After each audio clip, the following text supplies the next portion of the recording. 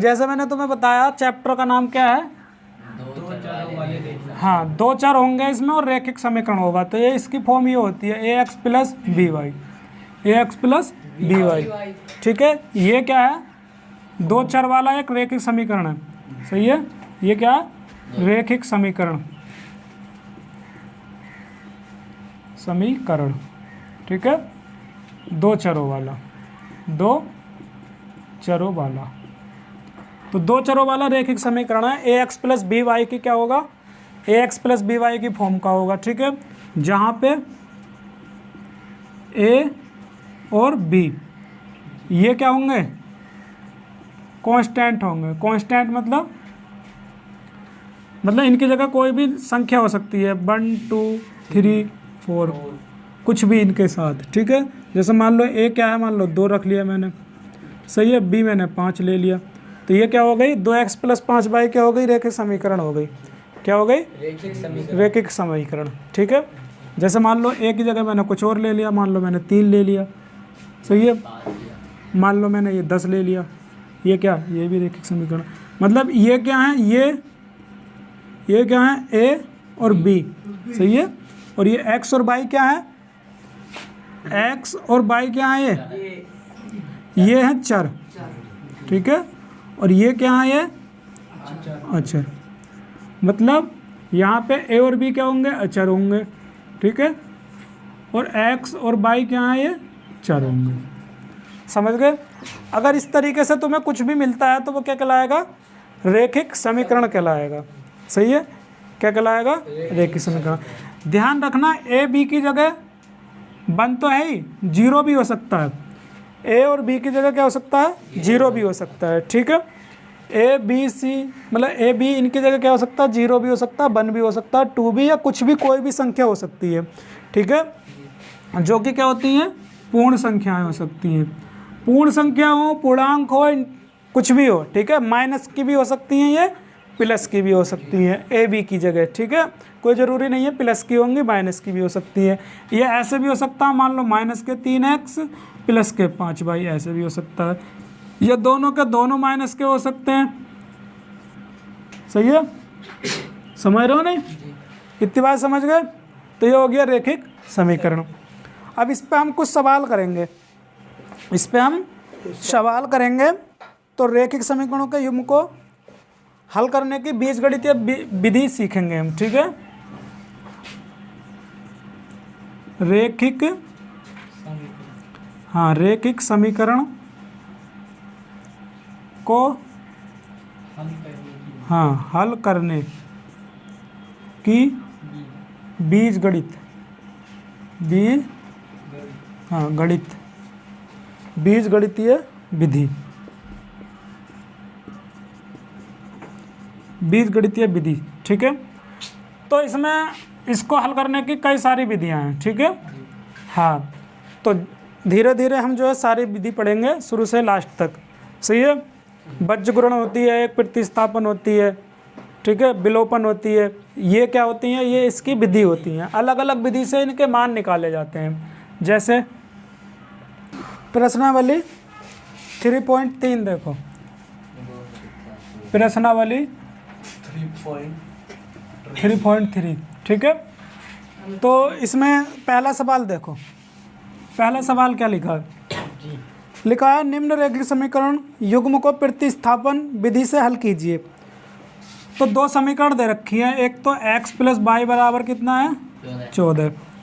दूसरा x minus Y बराबर 4। ये पहली समीकरण मान लेंगे इसे, और ये इसे दूसरी समीकरण।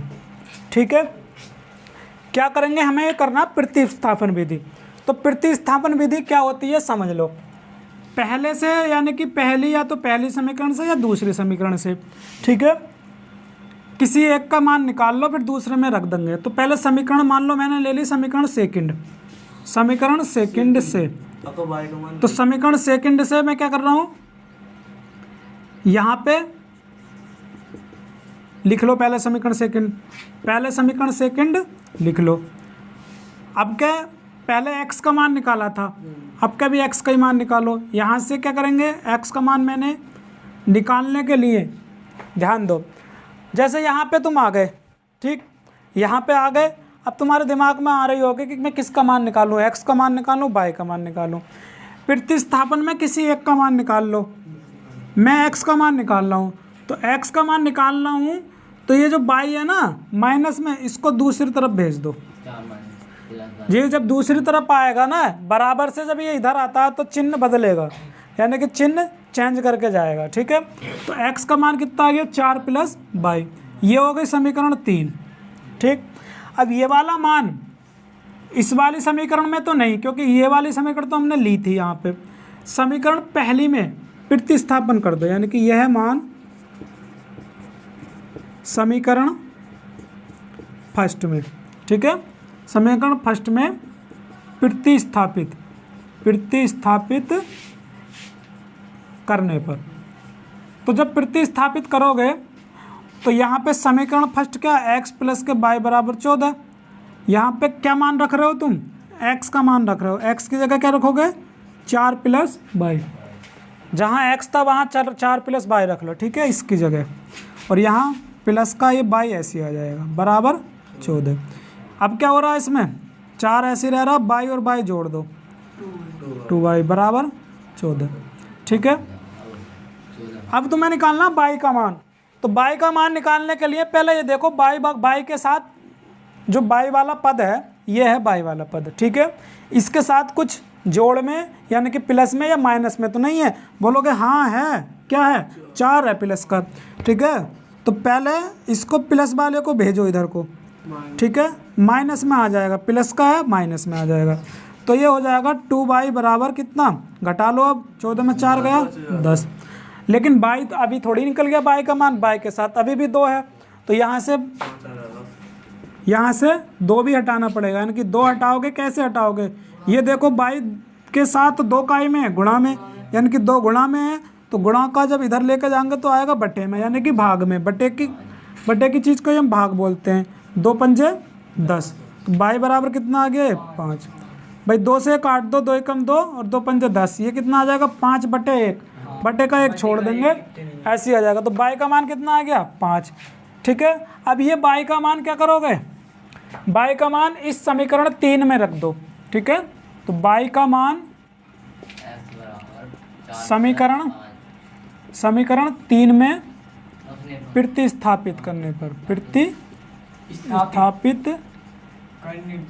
पर, ठीक है।